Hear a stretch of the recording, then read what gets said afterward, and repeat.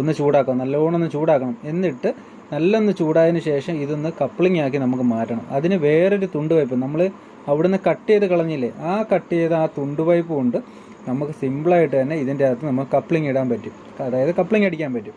അങ്ങനെ നമ്മൾ ചൂടാക്കിയ പൈപ്പിൻ്റെ അകത്ത് നമ്മൾ ഇതേപോലെ മറ്റേതിൽ നിന്ന് കട്ട് ചെയ്ത ആ പൈപ്പ് എടുത്ത് നമ്മളാണ്ട് ഇതേപോലെ നല്ല രീതിക്ക് ഒന്ന് കറക്കി ഒന്ന് കപ്ലിംഗ് ആക്കുകയാണ്. ഒന്നും കൂടെ ആ സൈഡ് തന്നെ, അതായത് അടുത്തൊരു തുണ്ടും കൂടെ തന്നെ കയറ്റി നമ്മൾ ഒന്നും കൂടെ ഒന്ന് ആക്കണം. അല്ലെങ്കിൽ ഇത് പെട്ടെന്ന് അങ്ങ് ചുള്ളിപ്പോവും. അതായത് ചുള്ളിപ്പോവുക എന്ന് പറഞ്ഞു കഴിഞ്ഞാൽ ഇത് പെട്ടെന്ന് അങ്ങ് ഉരുകി താഴോട്ടാവുന്ന രീതിയാവും. എന്നിട്ട് നമ്മൾ എന്ത് ചെയ്തു, ഈ 3/4 ഇഞ്ചിൻ്റെ കപ്ലിങ്ങിൻ്റെ അകത്ത് നല്ല രീതിയിൽ പശ തേച്ചിട്ട് നമ്മൾ ഈ 1 ഇഞ്ചിൻ്റെ പൈപ്പ് എടുത്തില്ലേ, കപ്ലിംഗ് അടിച്ചില്ലേ, അതായത് ഈ പൈപ്പിൻ്റെ അകത്ത് നമുക്ക് സിമ്പിളായിട്ട് തന്നെ പശയും തേച്ച് ദാണ്ട് ഈ കപ്ലിങ് ചെറുതായിട്ടൊന്ന് പ്രസ് ചെയ്ത് കൊടുത്താൽ അതിൻ്റെ അകത്തോട്ട് നല്ല രീതിയിൽ തന്നെ ടൈറ്റ് ചെയ്തിരിക്കും. എങ്ങനെയുണ്ട് നമ്മുടെ ഐഡിയ? സംഭവം കിടുവല്ലേ?